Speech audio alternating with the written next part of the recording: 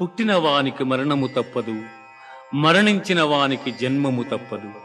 అనివార్యమగు ఈ విషయమును గూర్చి శోకింపతగదు. హతో వా ప్రాప్స్యసి స్వర్గం జిత్వా వా భోక్ష్యసి మహీం. తస్మాదుత్తిష్ఠ కౌంతేయ యుద్ధాయ కృతనిశ్చయః, యుద్ధాయ కృతనిశ్చయః.